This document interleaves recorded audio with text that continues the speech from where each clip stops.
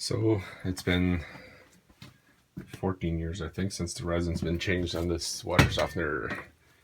This Culligan, great model. Couldn't tell you what the model is, but I figure I use YouTube videos quite a bit to help me with my little DIY projects, so I figured I would make one. Give back. So, to start, the easiest thing, just put the water softener in bypass mode. There's two little screws, one on each side, which I've already removed, that actually hold the manifold onto the back of the water softener. Pretty simple. Came off quite easy. Actually, I just got a little tiny bit of a shower, a little tiny bit of pressure in there, but literally that's it. Slips the water softener off from the manifold valve. There's no need technically to shut off the main water, but I did just to be safe. So now I'll take the head off. So now apparently the head should just unthread from the top of the tank. And I did just give it a little bump, and I'm quite amazed at how easy it comes off. Still got the wire attached, but it's unplugged.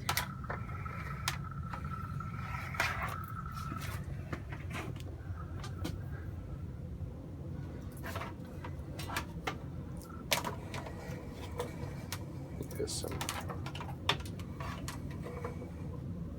it's off already. Well, that came off pretty easy. I just have it sitting in there because a little bit of water drained out of it. But this filler tube kind of came up with it, which I'm not really sure if that's a good or bad thing, but I guess I'm gonna have to get everything out of there now. Nasty. So just having a look inside of this bypass valve, I've seen a lot of green crap. I'm guessing that's probably why my valves are not closing all the way. I'll try soaking it in a bit of vinegar to see if it'll loosen it up, clean it out a bit. So I just hung up a little bucket to submerge the valve and a bit of vinegar. Leave that soaking while we're doing the resin. My new friend over at Culligan told me the best way to get the old resin out would be just a clean shot back. So here goes.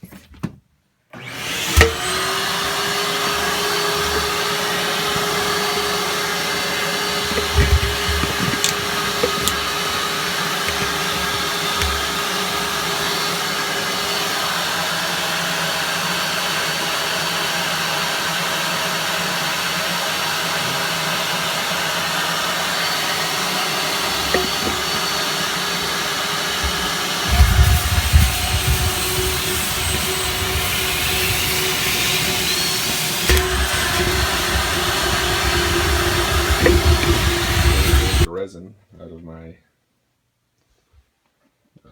softener tank.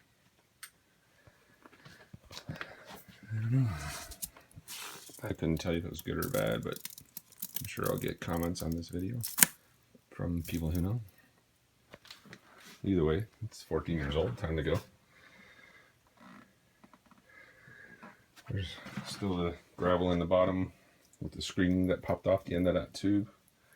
I'll have to dump it out, I guess. So I pulled out the collector tube, I guess it's called, and I was expecting, because I saw in many other videos, a screen at the bottom, and did not find one. So my good friend Adam over at Culligan told me that the bottom of this tube actually has fine slots in it. So you want to make sure these are clean, I guess. Yeah, surprised me, so I figured I would point it out. I was expecting a little strainer screen at the bottom. So I noticed when I put the screen portion up to the light that the whole bottom half seemed to be clogged with resin. So I took it out, got a dental pick and scraped out all the little slots at the bottom. So hopefully now it'll be better.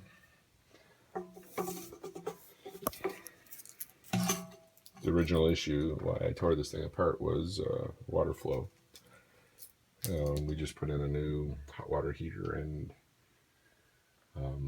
on the gauge, I'm measuring less than 10 psi when the shower is running with the water softener in line.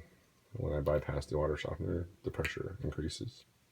So I'm hoping this will fix it. I taped off the top of the fill tube or return tube, whatever it is, as they did in other YouTube videos. Stole my wife's mason jar filled funnel. I'll hear about that later. So now I have to put the gravel back in. I'm told that you can reuse the gravel. Hopefully it's not an issue. Well, the gravel is in. Now I gotta put the resin in. Apparently this unit calls for 3/4 of a cubic foot, but you can only buy them in 1 cubic foot bags. This one cost $100. I'm not sure if that's the going rate, but I didn't shop around. So you can see the new stuff. The consistency is just like almost like a really fine sand compared to the bad stuff. Hard to see. Swamp. Although this stuff is wet, so it's probably not that much difference. It was a little hard to pour it in by myself, so I'm going to use a measuring cup. Let's see if I can do it a little easier this way.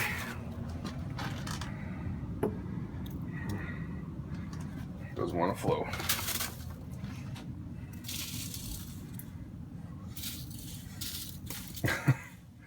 This stuff's like marbles on the floor. Slippery as hell.